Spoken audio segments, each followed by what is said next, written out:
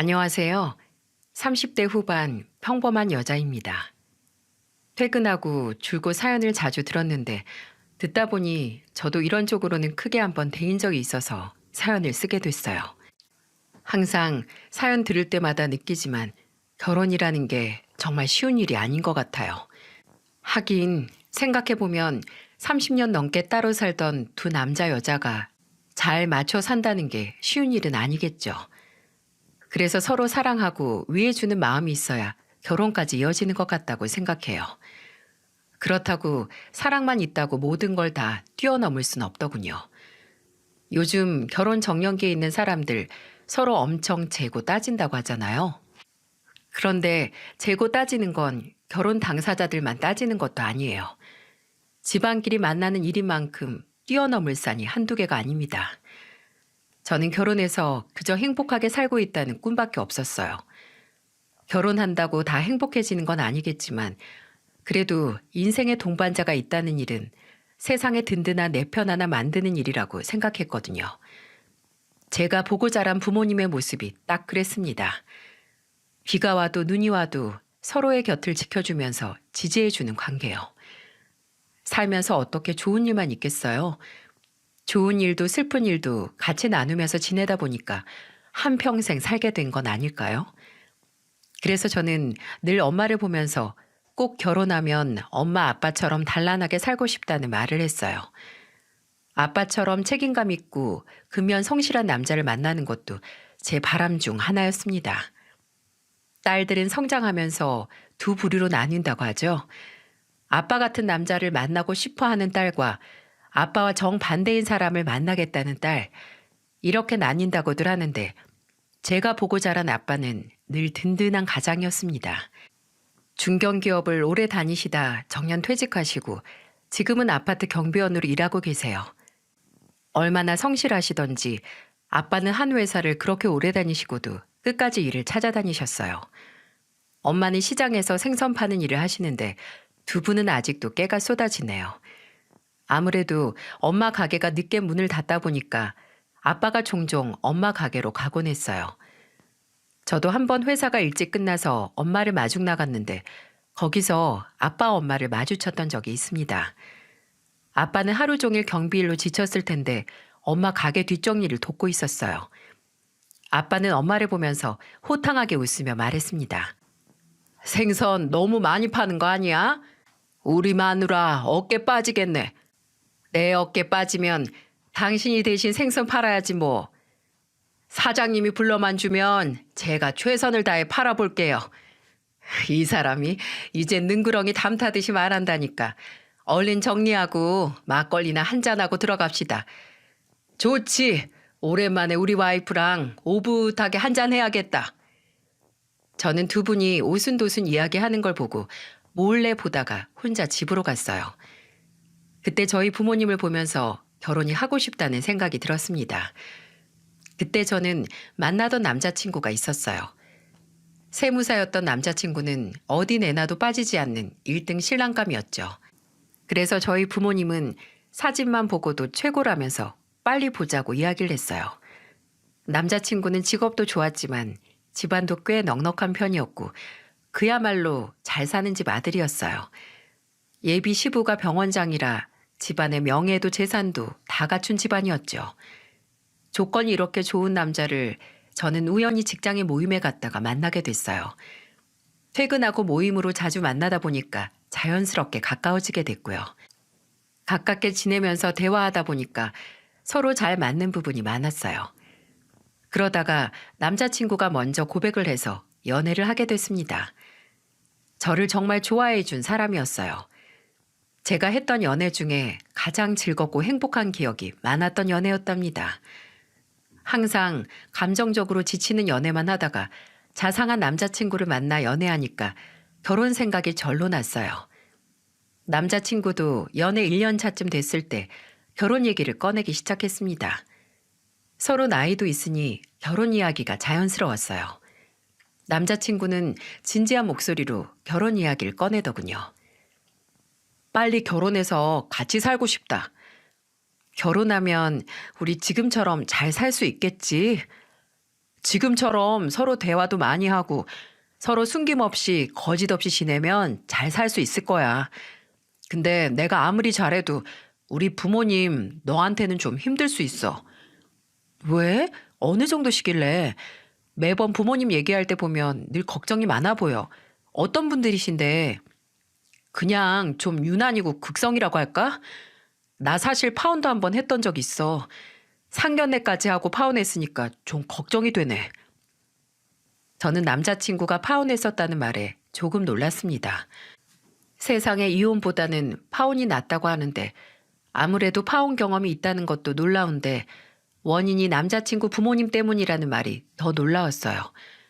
세상에 남자 인성만큼이나 시부모도 잘 봐야 하는 게 결혼이라는데 남자친구의 말을 듣고 나니까 조금 걱정이 되긴 하더라고요. 남자친구가 제게 털어놨던 말들은 놀라움 그 자체였어요. 남자친구는 저를 만나기 전 카페를 운영하고 있던 여자친구가 있었다고 했습니다. 서로 30 중반을 만났으니 과거가 없을 순 없겠지만 이렇게 듣게 되니 충격이었어요. 그런데 그때 남자친구가 만나던 전 여자친구 가게까지 예비 시모가 쫓아가서 뒤집어 엎었다는 거예요. 세상에 아무리 마음에 안 들어도 그렇지 어떻게 먹고 사는 일터까지 가서 이래야 되는 건가요? 예비 시모는 멀쩡하게 운영하던 카페를 뒤집어 엎어버렸고 결국 그때 만나던 전 여자친구는 집안 반대를 이기지 못하고 헤어진 거예요. 상견례까지 다 해놓고 예비 시모는 죽어도 이 결혼 못 시키겠다면서 영업장을 깽판 쳐놨던 겁니다. 게다가 여자가 혼자 운영하는 카페에 웬 아줌마가 와서 깽판을 치니까 동네에 이상한 소문도 돌았다고 하더군요. 꼭 TV로만 보던 표독스런 시어머니를 보는 것 같았어요. 남자친구가 저한테 힘들게 털어놓은 이야기였지만 저한테는 고민이 생겼어요. 아무래도 예비 시모가 만만치 않은 사람이구나 싶었거든요. 그래서 이런 얘기를 엄마한테 털어놨어요. 엄마는 저를 보면서 이렇게 말했습니다. 자식 이기는 부모 없어. 한 번은 어떻게 이겨도 두 번이나 이겨먹겠어. 요즘 세상이 어느 때인데 결혼을 반대. 너 혹시라도 결혼 준비하다 별꼴 다 본다 싶으면 바로 엄마한테 말해. 남자가 중간에서 잘만 하면 그런 거 별 문제도 아니야. 그렇지? 그래. 이혼도 아니고 파혼이었으니까 심각하게 생각 안 해도 되겠지. 저는 그때만 해도 남자친구와 제가 잘 조율하면 이겨낼 수 있는 문제라고 생각했어요. 게다가 1년 정도 연애하는 동안 별다른 반대가 없었거든요. 주변에서 다들 예비 시모가 걱정된다고 했지만 남자친구는 그런 저를 안심시키며 걱정 말라며 말해줬어요. 남자친구를 통해서 들었던 예비 시댁 분위기와는 다르게 남자친구는 정말 좋은 사람이었습니다. 같이 길을 걷다가도 전단지를 나눠주면 거절하지 않고 전부 다 받아서 가방에 넣는 사람이에요. 그래서 저는 남자친구한테 그런 거 다 받으면 나중에 버리기 귀찮지 않냐고 물었던 적이 있어요. 그랬더니 남자친구는 진지한 목소리로 말했습니다. 전단지 다 돌려야 집에 가실 텐데 내가 한 장이라도 받아오면 금방 끝날 거 아니야. 아, 나는 그런 생각 못했는데 엄청 깊은 생각하고 받은 거네. 그냥 어려운 것도 아니고 서로 도우면 좋잖아. 저는 남자친구 말에 사람이 달라 보였어요. 사람이 세심하고 행동 하나하나 진중한 사람 같았거든요. 1년 정도 만나면서 지켜본 남자친구는 믿음직스러웠습니다. 제가 생각했던 배우자감으로 딱이었거든요. 게다가 이런 남자라면 어떤 어려움이 생겨도 잘 이겨낼 수 있을 것 같았습니다. 원래 결혼이 돈을 쌓아놓고 시작해도 살다 보면 없어지는 게 또 돈이라고 하잖아요. 그래서 사람이 됨됨이만 괜찮다면 인생 풍파를 같이 이겨낼 수 있다고 생각했어요. 남자친구는 그런 면에서 너무 괜찮았던 사람이라 저는 어떤 고난도 같이 견딜 수 있다고 생각했어요. 그래서 남자친구가 프로포즈를 했을 때 2번 고민할 것도 없이 받아줬어요. 그렇게 저와 남자친구는 결혼 준비를 시작하게 됐습니다. 처음 결혼 준비를 시작할 때 남자친구는 저희 집을 꼭 먼저 가야 한다면서 양손 가득 챙겨 들고 찾아왔어요. 엄마는 예비 사이라면서 진수성찬을 차려놓고 집으로 초대했고요. 아빠도 남자친구를 보자마자 마음에 쏙 들어했어요. 그런데 엄마는 예비 시모가 걱정됐는지 남자친구를 보며 물었습니다. 자네 부모님은 우리 딸 어떻게 생각하고 계셔? 들어보니까 예전에도 결혼 준비하다가 엎어진 적이 있던 것 같은데 조만간 한번 얼굴 보자고 하셨어요. 너무 걱정 마세요. 제가 중간에서 잘 하겠습니다. 고부 갈등은 중간에 남자 역할이 중요한 거 알지? 자네가 힘들어도 중간에서 잘해야 되는 거야. 제가 잘하겠습니다. 걱정하시는 일 안 생기도록 잘하겠습니다. 남자친구는 걱정스러운 엄마의 말에 안심을 시키며 말했어요. 엄마는 아무래도 파혼 사유가 예비 시모될 사람이니 걱정을 많이 했습니다. 그래도 남자친구가 확신을 주며 말하니까 엄마는 조금 안심하는 듯 했어요.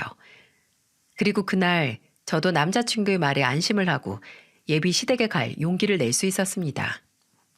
하지만 제가 이렇게 안심할 때가 아니었어요. 예비 시댁은 제가 생각했던 것보다 훨씬 더 지독했습니다. 지금 생각해도 제가 무슨 일을 겪었던 건지 기가 막히네요. 세상에 자기 자식 귀한 줄 알면 남의 자식도 그만큼 귀한 줄 알아야 할 텐데 정말 어이가 없네요.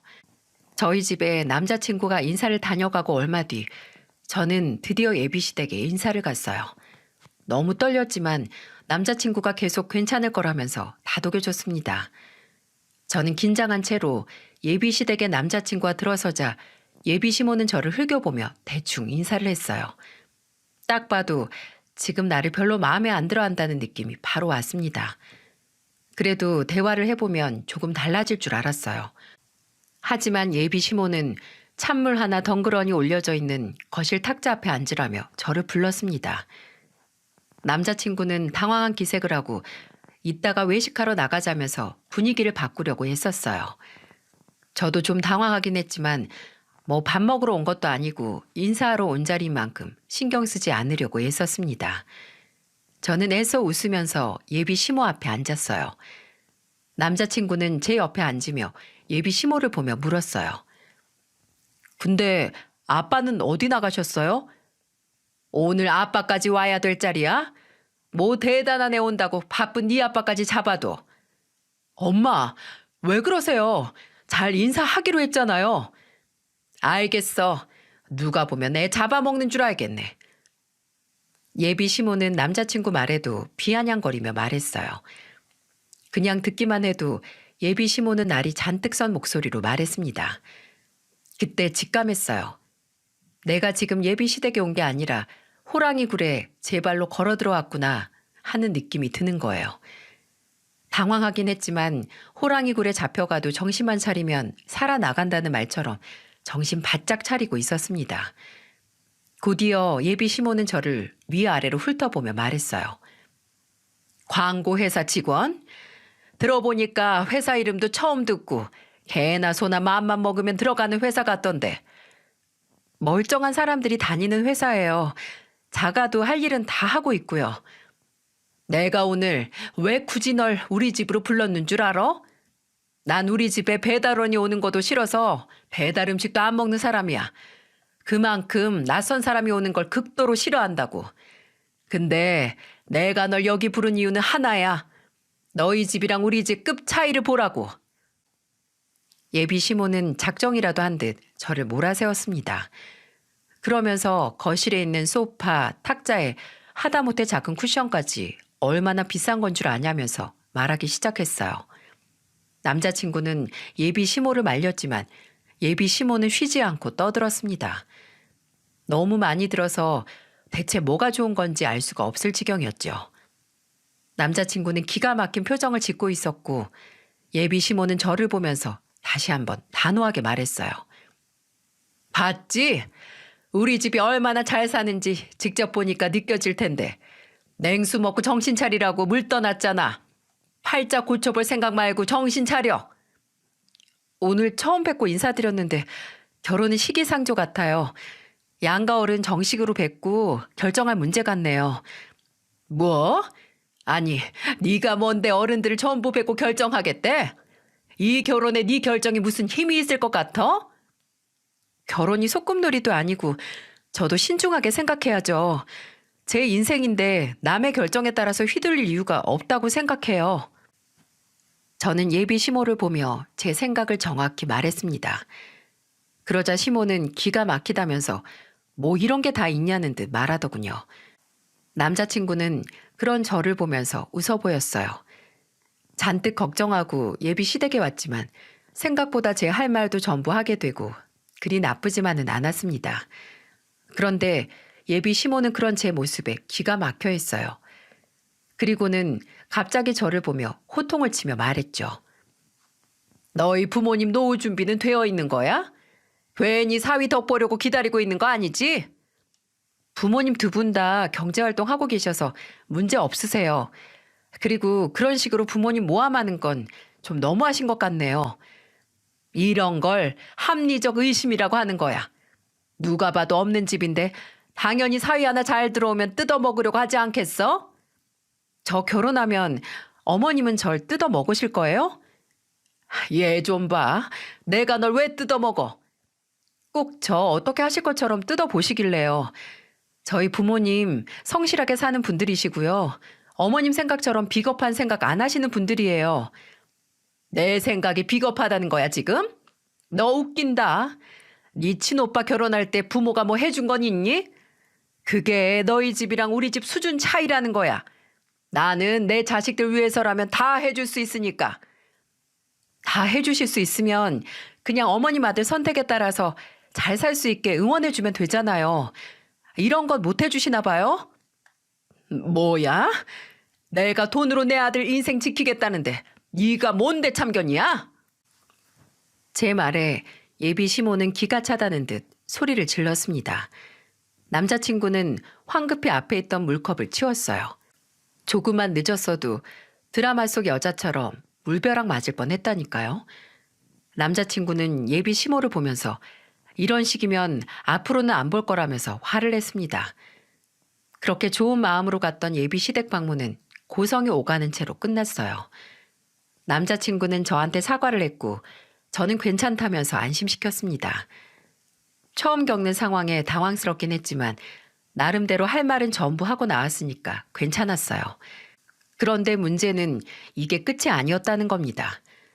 정말 작정하고 저를 마음에 안 들어 했으니 예비 시모는 정말 제대로 반대하기 시작했어요. 한 번은 이런 일도 있었습니다.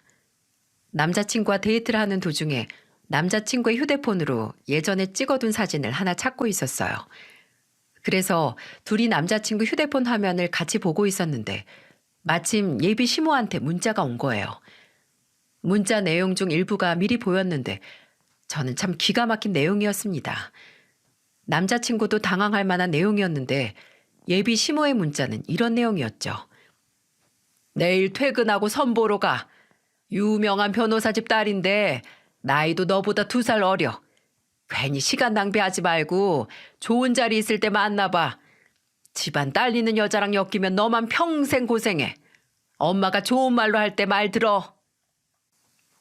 예비 시모는 남자친구와 제가 헤어진 것도 아닌데 선을 보라면서 문자를 보낸 거예요. 아무리 제가 싫어도 그렇지 아직 헤어진 것도 아닌데 이게 말이 됩니까? 제가 싫다면 헤어진 후에 다른 선 자리를 알아봐줘야 하는 거 아닌가요? 순서가 틀려도 너무 잘못된 이 상황에 어이가 없어서 말문이 막혔네요. 제가 화가 나서 어이없는 표정을 짓자 남자친구는 자기가 수습하겠다며 예비 시모한테 전화를 걸었어요. 저는 대체 예비 시모가 뭐라고 답할지 궁금해서 스피커폰으로 받으라고 했습니다. 정말 왜 그러는지 궁금해서 견딜 수가 없었어요. 남자친구는 곧장 예비 시모한테 전화를 걸었고 예비 시모는 남자친구에게 이렇게 말했어요. 네가 직업이 빠지는 것도 아니고 그렇다고 집안이 후진 것도 아닌데 그런 평범하다 못해 돈도 없는 집구석 딸이랑 왜 결혼하려고 하는데? 네가 좋다니까 그때 한 번 딱 만나본 건데 너 봤지? 교양 없이 말대답 따박따박 하는 거. 엄마가 먼저 교양 없이 말을 막 하니까 그런 거 아니에요. 급이 안 맞는다 뜯어 먹으려고 한다고 하는데 누가 말이 곱게 나와요? 내가 잘못했다는 거냐? 나는 널 위해서 했던 죄밖에 없어. 오늘 엄마가 말해준 유명한 변호사 집안 딸, 그 집에서 제가 급이 안 맞는다고 오늘 엄마가 했던 것처럼 말하면 엄마는 기분이 좋으시겠어요? 너는 그런 급이 아닌데 무슨 그런 걱정을 해? 내가 그런 짓구석 가만둘 것 같아? 우리 집이 무슨 재벌도 아니고 저희보다 잘 사는 집 많아요. 저도 언제든 엄마 같은 사람 만나서 무시당할 수 있다고요. 제발 입장 바꿔서 한번 생각해 보세요. 남자친구는 도무지 예비 시모와 대화가 안 통한다면서 전화를 끊어버렸어요. 진짜 지독하다 싶었죠. 예비 시모는 전화를 끊고도 계속 문자로 선보러 나가라며 보내는 거예요. 남자친구는 그런 예비 시모의 문자를 전부 삭제하고는 절대 안 나갈 거라면서 저한테 맹세한다며 말했어요. 저와 만나고 있는 동안 남자친구가 선을 볼 사람은 아니라 그런 걱정은 안 됐어요. 하지만 예비 시모는 어떻게든 선을 보게 할 것만 같았습니다. 남자친구도 고개를 내두를 정도였어요. 아예 절 인정하지 않으려는 예비 시모의 말과 행동은 이해가 안 갔어요. 그냥 본인 아들 옆에서 저를 떼내려고 정말 별의 별일을 다 하더군요. 저라면 귀찮아서 그렇게 못했을 것 같네요. 정말 결혼 반대도 부지런해야 하는구나 싶을 만큼 예비 시모는 밤낮을 가리지 않았어요. 한 번은 남자친구와 둘 다 야근을 하고 같이 늦은 저녁을 먹고 있었습니다. 그런데 남자친구한테 예비 시모가 전화를 한 거예요. 남자친구는 저와 밥 먹고 있다고 말하고 전화를 끊었고요. 그런데 남자친구가 저와 있는 걸 알게 된 예비 시모는 어땠는 줄 아세요? 그때부터 갑자기 10분마다 전화를 하기 시작하는 거예요. 진짜 밥이 코로 가는지 입으로 가는지 모를 정도로 계속해서 전화를 해대는데 미치는 줄 알았습니다. 참다 못한 남자친구는 전화기를 꺼버렸어요. 그렇게 자주 전화해서 한다는 소리는 똑같았어요. 집에는 언제 오냐? 들어와서 밥 먹지 왜 밖에서 먹냐? 왜 그 별 볼 일 없는 애를 아직도 만나냐? 이런 말들 뿐이었어요. 꼭 딸 가진 부모가 딸이 늦게 들어와서 닥달하는 전화 같았다니까요. 그런데 남자친구가 전화를 꺼버리자 대뜸 저한테 전화하기 시작했어요. 저는 잠깐 고민하다가 안 받기도 애매해서 일단 받아봤습니다. 그러자 예비 시모는 저한테 화를 내며 말하더군요. 야, 넌 내 아들 데리고 어딜 간 거야? 야근해서 늦게 퇴근했으면 집에 곱게 보내줘야지. 왜 밖에서 밥을 먹어? 어린애들도 아니고 왜 그러세요 정말? 내가 걱정 안 하게 생겼어? 이 한밤중에 집에도 안 가고 남자랑 딱 붙어서 밥 먹는 꼴 보니까 딱 견적 나오네. 너 임신이라도 해서 우리 아들 발목 잡으려는 거지? 그게 지금 무슨 말씀이세요? 함부로 말하지 마세요. 내가 너 같은 애들 잘 알아. 딴 생각 말고 우리 아들 통금 시간 있으니까 맞춰서 보내. 제가 알아서 할 테니까 그렇게 걱정되시면 데리러 오세요. 어머님 아들 집에 가다 혹시 무슨 일이라도 생기면 어떡해요? 그렇게 걱정되면 그냥 와서 직접 데려가세요. 저는 예비 시모의 말에 화가 나서 저도 모르게 별말을 다 쏟아냈습니다. 정말로 예비 시모의 말에 화가 머리 끝까지 났거든요. 임신해서 발목을 잡으려고 한다는 말 듣고 괜찮은 사람이 어디 있겠어요? 게다가 무슨 30 중반쯤 아들 통금 시간 있으니까 보내라고 하는데 정말 어처구니가 없더라고요. 그래서 예비 시모한테 그렇게 걱정되면 직접 데려가라고 한 거예요. 남자친구는 꺼져 있던 핸드폰을 켰는데 그 사이 예비 시모한테 걸려온 전화만 10통이 넘었습니다. 화가 잔뜩 난 남자친구는 예비 시모한테 전화해서 창피하다며 막 화를 냈어요. 그 모습이 이해가 갔던 게 만약 저희 엄마가 그랬다면 저도 똑같이 엄마한테 화냈을 것 같아요. 그런데도 예비 시모는 당당한 목소리로 다 남자친구를 위한 거라면서 소리쳤습니다. 남자친구는 전화를 끊고 집으로 갔어요.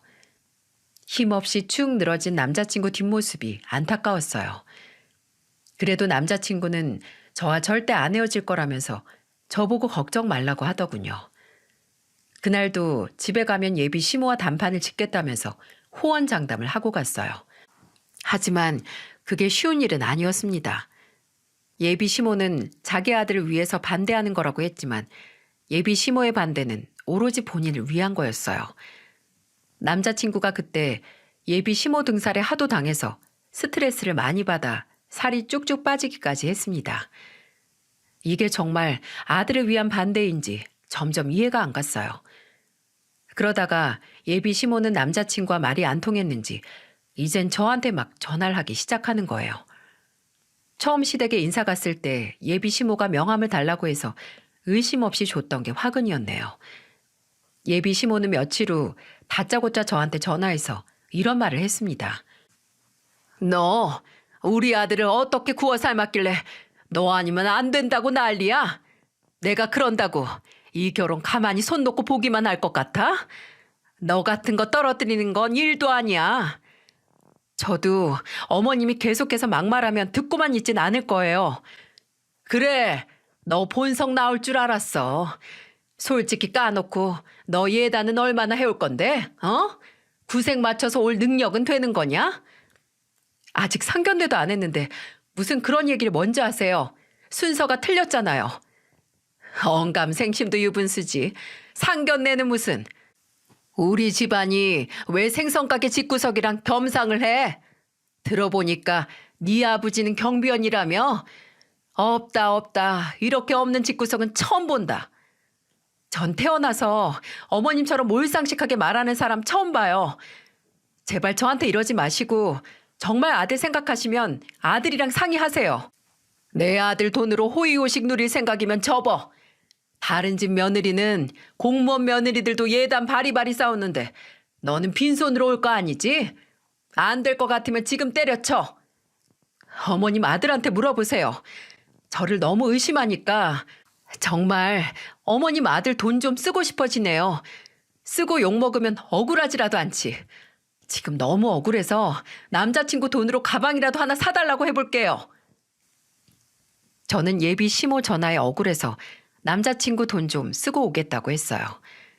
정말 그때는 차라리 돈을 좀 쓰고 욕먹으면 속이라도 편할까 싶었다니까요. 그러자 예비 시모는 미쳤냐면서 소리를 질렀어요. 저는 더 이상 고성만 질러대는 소리를 듣기 싫어서 끊어버렸습니다. 아무리 예비 시부가 병원장이라도 너무하는 거 아닌가요? 무슨 대통령 집안도 아니고 제가 그렇다고 영부인 자리를 노리는 것도 아닌데 너무 욕을 먹는다 싶었습니다. 나중에 들어보니까 예비 시모는 상견례하기 싫어서 아예 그 전에 저와 남자친구를 헤어지게 할 생각이었어요. 그래서 괜히 저를 닥달하면서 모함하고 비난한 거예요. 예비 시모가 이 정도인데 예비 시부는 어땠는 줄 아시나요? 예비 시모와 다르지 않았어요. 한 번은 저와 남자친구가 거리를 걷고 있었는데 저희를 따라오는 차가 있는 거예요. 그게 바로 예비 시부였네요. 예비 시부는 혹시나 저희가 여행이라도 갈까봐 따라온 거예요. 진짜 그때는 남자친구가 화가 잔뜩 나서 예비 시부한테 화를 냈습니다. 정말 두 분 다 왜 그러세요? 자꾸 이런 식이면 저 혼인신고만 올리고 살 거예요. 제발 반대를 하더라도 제대로 인사를 하고 반대하세요. 아직 제대로 상견례를 한 것도 아닌데 왜 그러세요? 저 진짜 창피해서 못 살겠어요. 이게 다 널 위한 거야. 너 잘 살길 바라니까 그러는 거잖아. 아니요. 절 위한 게 아니라 두 분 마음에 드는 사람 찾는 거잖아요. 급에 맞는 액세서리 같은 며느리 찾으시죠? 저는 절대 그렇게 살 생각 없으니까 이번엔 생각 바꾸세요. 진짜 제 행복을 바라며 이러시면 안 되는 거라고요. 남자친구는 예비 시부를 보며 소리쳤어요. 와, 저도 하다 미행까지 하면서 단속하는 사람 처음 봤습니다. 예비 시댁은 제가 남자친구랑 여행이라도 갈까봐 엄청 단속했어요. 진짜로 저는 진절머리가 나서 남자친구한테 한번 그만하자고까지 할 정도였습니다. 그런데 그때 남자친구가 자기가 다 해결하겠다면서 엄청 애걸복걸했어요. 정말 이대로 헤어지면 죽을지도 모른다면서 매달려서 못 헤어지고 결국 꾸역꾸역 상견례 날짜까지 잡게 됐습니다. 예비 시댁은 상견례가 좋았겠습니까? 그렇게 반대를 해도 꾸역꾸역 상견례 자리까지 마련되니 엄청 화가 났을 거예요. 그래서 결혼을 반대하던 예비 시댁은 작전을 바꾼 듯 했어요. 부부가 아주 찰떡궁합이라는 게 안 좋은 쪽으로도 잘 맞더군요. 상견례 당일 저는 너무 긴장이 됐어요. 그동안 저한테도 별소리를 다 했는데 저희 부모님한테도 그럴까봐 엄청 긴장이 되더라고요. 약속 시간에 맞춰서 도착해서 저와 친정 부모님은 예비 시댁을 기다렸어요. 남자친구는 저와 같이 도착해 있었고요. 그런데 상견례 약속 시간이 다가오는데 예비 시부모가 안 나타나는 거예요. 진짜 설마 했어요. 왜 안 오나 했습니다. 남자친구는 당황한 얼굴로 확인해 보겠다면서 예비 시부한테 전화를 걸더군요. 그러자 예비 시부는 화를 내며 말했다고 합니다. 내가 왜 비슷하게 도착해야 되는데? 어차피 할 일도 없는 사람들 조금 기다린다고 큰일 나는 것도 아니고 좀 기다리라고 해. 아빠, 정말 왜 그러세요? 상견례 하기로 했으면 그냥 좀 오세요. 진짜 저 미쳐서 돌아버리는 꼴 보고 싶으세요? 누가 안 간대? 갈 거라니까. 어휴, 속 없는 놈. 남자친구가 밖에서 통화가 길어지길래 따라 나가서 확인해 보니 예비 시부는 적반하장으로 화를 냈어요. 그리고는 보채지 말라면서 천하태평이었습니다. 와, 진짜 환장할 것 같았네요. 이미 저희 엄마는 눈치를 채고는 그냥 가자며 말하더군요. 저는 엄마를 붙잡고 잠깐만 기다려달라고 부탁했습니다. 아빠도 한숨을 쉬며 앉아 계셨어요. 그 상황이 너무 답답하기만 했습니다. 그렇게 원래 약속된 시간보다 1시간이 늦어서 나타난 예비 시부와 시모는 느긋하게 와서 앉더군요. 정말 기가 막혔어요. 엄마도 어이가 없다는 듯이 인사도 건네지 않았어요. 남자친구는 대신 저희 부모님을 보며 사과를 해야만 했습니다. 그런데 남자친구가 대신 사과를 하는데도 그 모습은 예비 시부는 아랑곳하지도 않았어요. 정말 숨막히는 자리였죠.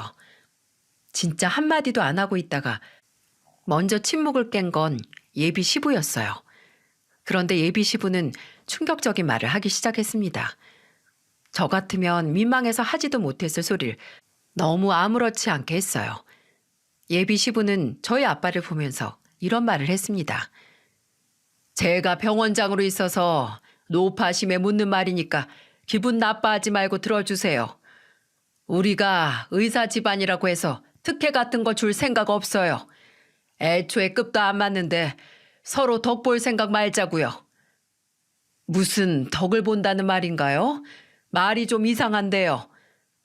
급하게 병원에서 일 생겼을 때 제 이름 대고서 사돈이라고 편의를 봐달라거나 그러지 말라고요. 창피하게 서로 못할 짓이잖아요. 사돈 대접 원치 마요. 쪽팔리니까. 꼭 이렇게 말해야 알아듣네. 뭡니까? 지금 그걸 말이라고 합니까? 걱정 많은 것도 병이라는데 병원이나 가보시지요. 어이가 없어서 경비원 일하면 별꼴을 다 당하니까 여기서 화풀이 하는 겁니까? 기가 막히네. 아빠는 기분 나쁜 예비 시부의 질문에도 아랑곳하지 않고 대답했어요. 그러자 예비 시부는 기막히다면서 어이없는 표정을 하더군요. 저는 예비 시부와 시모가 말을 하려고 할 때마다 가슴 졸였습니다. 저뿐만 아니라 남자친구도 조마조마하게 앉아 있었어요. 그런데 엄마가 조금 이상했어요. 그럴 뿐이 아닌데 예비 시부 얼굴을 계속 뚫어져라 쳐다보는 거예요. 저는 엄마한테 왜 그러냐며 살짝 물었지만 아니라고만 대답했어요. 그런데도 계속해서 고개를 갸우뚱하던 엄마는 무언가 떠오른 표정으로 예비 시부를 보며 말했습니다. 너 김길씨가 아니여? 누구신데 제 이름을 부르세요? 맞네. 나 네가 결혼할 뻔했던 고미옥이 친구여. 낯이 익다 했는데 맞네 맞어. 너 내 이름도 알잖아. 내 이름 특이해서 기억할 텐데. 아, 혹시 복순이? 맞아, 내가 복순이여. 이제야 기억하네. 너 근데 여전하다. 그 가벼운 말투에 썩어 빠진 인성까지. 이래서 사람은 쉽게 안 변한다는 것이여. 의대 다닌다고 꼴값 떨더니 개천에 용이 나긴 했네. 너 그때 미옥이랑 파혼하고 죽겠다고 난리치더니 잘만 살아있네. 저희 엄마는 당황한 예비 시부를 보면서 옛날 이야기를 꺼내기 시작했어요. 알고 보니까 예비 시부와 엄마는 과거 깊은 인연이 있는 사이였습니다. 예비 시부는 엄마가 하는 말들을 듣고 당황한 듯 물만 마셨어요. 예비 시모는 갑자기 예비 시부의 파혼 이야기를 듣고는 의아한 듯 예비 시부를 보며 물었어요. 당신 파혼했었어? 나한테 그런 말 없었잖아. 옛날에 잠깐 만난 사이였어. 만나다 보면 다 결혼 얘기 장난처럼 해보는 거 그런 거야. 파혼은 아니고 그냥 헤어진 사이야. 예비 시부는 당황한 얼굴로 얼버무렸어요. 하지만 그 말에 엄마는 갑자기 배를 잡고 웃는 거예요. 깔깔거리며 웃던 엄마는 눈가에 눈물이 맺힐 만큼 웃었습니다. 그 모습을 보고 이게 무슨 일인가 했어요. 그제 엄마는 예비 시부를 보며 말했습니다. 그냥 헤어져? 너 그때 미옥이 잡아달라고 나한테 울고불고 매달렸잖아. 엄마가 하는 말에 예비 시부는 얼굴이 창백해져서 아무 말도 못하더라고요. 예비 시모는 이게 다 무슨 말인가 싶어서 화가 난 얼굴로 듣고만 있었어요. 엄마는 안절부절 못하는 예비 시부를 보며 비아냥거리며 말했습니다. 사람 아무리 안 변한다지만 너는 너무 그대로다. 어쩜 결혼도 너랑 똑같은 사람 구해서 했네. 나는 솔직히 너 같은 애 누가 결혼을 해주긴 할까 싶었는데 아주 끼리끼리네. 한심하다 한심해. 너 아직도 욕 달고 사냐? 너 그때 미옥이한테도 계속 욕하고 싸구려 같은 말만 해서 차인 거잖아. 아, 내가 언제 차요? 만나다 보면 헤어질 수도 있지. 기억 안 나니까 그만 말해. 기억 안 난다고 하니까 다 말해줘야겠네. 그 주둥이 잘못 눌려서 차여놓고 아직까지 이러고 사냐?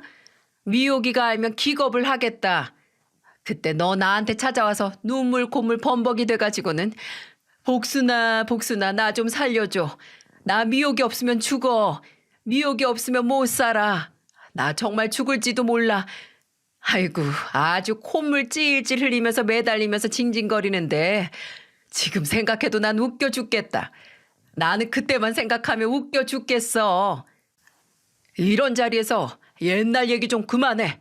지난 과거잖아. 엄마는 정말로 배를 잡으면서 웃었고 저는 엄마의 말에 웃음이 새어나왔어요. 그렇게 잘난 척하던 예비 시부가 울고 불고 매달렸을 생각하니까 웃겼습니다.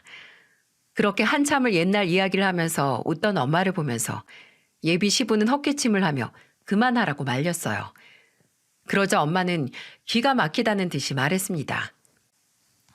너는 천지분간 못하고 함부로 주둥이 놀려도 되고 나는 입단속하라는 것이요? 어딜 감히 내 남편한테 함부로 짓거려. 내 남편 왕년에 중견기업 다니다가 정년 퇴직한 성실한 사람이야. 근데 뭐? 급이 안 맞아? 지금 경비 일하고 있다고 무시하는 거야? 사람 그렇게 사는 거 아니야. 사람 나고 자리 났지. 자리 나고 사람 났어? 어? 하여튼 그 싸구려 같은 생각은 여전해. 주둥아리 확 꼬매버리기 전에 입 닥쳐. 뭐예요? 이런 교양 없는 여편넬 봤나? 감히 어디라고 그렇게 말 같지도 않은 소리를 해요. 뭐? 난 듣고만 있어? 개소리를 하니까 나도 똑같이 해주는 거잖아. 너네도 당해보라고. 기분 더럽지? 이렇게 꼭 당해봐야 알더라. 너희들이랑 사돈 맺는 건 나도 싫어. 진짜 내가 고등어만 여기 있었어도 너희들 싸대기를 동서남북으로 날려버렸을 텐데 아주. 예비 시모는 갑자기 엄마를 보며 소리를 지르며 말했어요. 그러자 엄마는 더 큰 소리를 지르며 예비 시모를 보며 호통을 쳤습니다. 갑자기 벌어진 상황에 당황한 저와 남자친구는 아무것도 할 수 없었어요. 그런데 엄마는 예비 시부를 알아본 뒤로부터 예비 시부모를 무시하고 있었습니다. 게다가 엄마는 예비 시모와 시부를 보면서 말했어요. 나는 의사 집안이고 뭐고 너 같은 의사는 필요 없으니까 집어치워. 이런 집구석에 내 딸 못 주니까 두 번 다시 보지 말자. 어디 기본도 안 된 것들이 어딜 덤벼? 엄마는 이 결혼 못 시킨다고 으름장을 놓고 저와 아빠를 데리고 상견례 장소를 빠져나왔어요. 엄마는 계속 긴가민가 했는데 정말 자기가 알던 사람이 예비 시부일 줄 몰랐다면서 웃었습니다.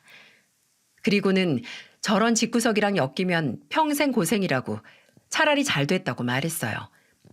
저도 사실 상견례 내내 결혼이고 뭐고 안 하고 싶다는 생각을 하고 있었거든요. 대놓고 무시하는 사람들이랑 가족이 될 수 있겠습니까? 저는 상견례장에서 무례했던 예비 시부모의 모습에 남자친구한테 이별을 통보했어요. 결국 남자친구는 부모 때문에 파혼만 2번째 하게 됐습니다. 처음에는 저도 말하기가 힘들었어요. 사실 남자친구만 놓고 보면 사람은 착하고 좋았거든요.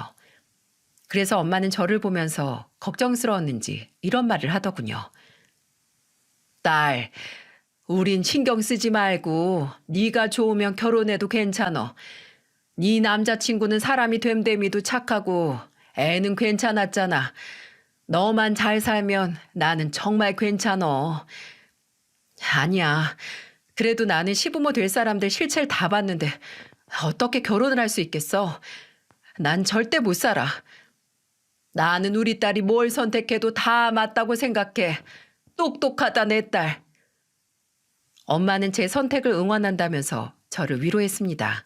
더 이상 부모님을 실망시켜 드리고 싶지도 않았고 예비 시부모의 본 모습을 알게 된 이상 잘 살 자신이 없었어요. 결혼을 하더라도 저는 평생 눈치 보며 살 것 같았습니다. 그렇게 눈치 보는 삶이 행복할까요? 그래서 저는 단호하게 마음먹고 남자친구한테 이별을 통보했어요. 그러자 남자친구는 엄청 매달렸어요. 못 헤어진다고 매일같이 집과 회사를 찾아오기까지 했네요. 저도 그 모습을 보는 게 마음이 편치 않았어요. 제가 계속 찾아오는 남자친구를 만나주지 않자 남자친구는 저희 엄마 아빠를 찾아가기 시작했습니다.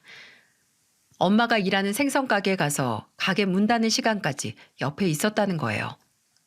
그리고는 엄마를 쫓아다니면서 제발 저 좀 잡아달라며 부탁했다는 거예요. 엄마는 핏줄은 못 속인다고 저한테 어이없다는 듯이 말했어요. 남자친구는 파혼의 충격이 큰 듯 했습니다. 아빠가 일하고 있는 아파트 경비실에도 한참을 서성거렸대요. 그렇게 저와 부모님을 계속 찾아다니며 울고불고 매달렸어요. 남자친구는 결국 이제는 안 된다 싶었는지 단념한 듯 제게 문자를 하나 남겼습니다. 내가 미안했어. 나 때문에 괜히 우리 부모님 같은 사람한테 험한 소리만 듣게 해서 미안해. 잘 지내. 항상 행복하기를 바랄게. 남자친구의 마지막 문자는 저까지 눈물 짓게 만들었어요. 정말로 착했던 남자친구는 끝까지 저의 행복을 빌어줬습니다. 저는 그날 이후로 남자친구와 연락이 끊겼어요. 그런데 엉뚱하게도 전 예비 시부모한테 연달아 연락이 오는 거예요. 저한테 전화해서 울먹이는 목소리로 이렇게 말했어요. 내가 미안했다. 우리 아들 너 없으면 한국에 살기 싫다는데 다시 만나주면 안 될까? 내가 경솔했어. 회사도 다 그만두고 미국으로 가겠다는데 네가 좀 말려줘. 아줌마, 아니 그걸 왜 저한테 부탁하세요? 잘나신 병원장 아빠가 있는데 아들이 미국을 가도 잘 살겠죠? 내가 미안해. 매일같이 우릴 원망하는데 내가 생각이 짧았어.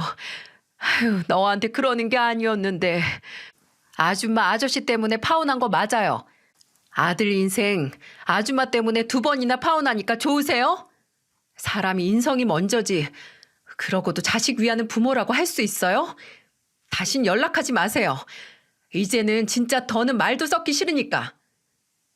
저는 전 남자친구 엄마의 전화를 끊어버렸어요. 그렇게 문전박대 할 땐 언제고 이제 와서 와달라니 어이가 없더라고요. 전 남자친구는 정말로 한국에서 모든 걸 정리하고 미국으로 떠났습니다. 그래서 전 남자친구의 부모는 술을 마시고 전화해서 저한테 고해성사를 한 거예요. 소 잃고 외양간 고치는 것도 아니고 어처구니가 없었습니다. 전 남자친구는 부모가 싫어서 모든 걸 버리고 미국 유학길에 올랐어요. 그때 이후로 전 남자친구의 소식은 전혀 모릅니다. 그저 좋은 사람이니까 잘 지낼 거라고 믿고 있을 뿐이랍니다. 파혼하고 벌써 2년이 지났네요. 이제는 이렇게 사연으로 쓰면서 헛웃음이 나올 만큼 괜찮아졌어요. 전 남자친구의 부모는 뻔뻔하게 파혼 후 몇 번 울면서 전화하길래 전화를 아예 차단해버렸어요. 시간이 약이라는 말처럼 잊기 힘든 전 남자친구와의 추억도 다 잊었습니다. 옛말에 부모는 자식 가죽은 만들어도 속은 못 만든다는 말이 있잖아요. 아무리 자식 위하는 일이라도 강요는 하면 될 일도 잘 안 되는 것 같아요. 2번이나 파혼하고 상처만 얻은 전 남자친구를 떠올려 보면 다 부모 욕심 때문에 삶이 망쳐진 것 같아서 안타까워요. 다 지나간 일이지만 앞으로는 그저 잘 살 수 있게 응원해주는 부모가 됐으면 좋겠네요. 저는 요즘 여기서 저와 비슷한 사연 듣는 게 취미랍니다. 동병상련처럼 듣다 보면 같은 처지라 위로가 되는 사연이 많더라고요. 이제는 지나간 과거 잊고 더 씩씩하게 살아보려고요. 저를 아껴주는 부모님이 계시니 더 책임감 있게 잘 살아야죠. 가족만큼 세상에 든든한 울타리가 또 없는 것 같네요. 그리고 제 사연이 저와 같은 처지에 있는 분들에게 위로로 닿길 바랍니다. 구독자 여러분들도 행복한 일상만 가득하길 바랄게요.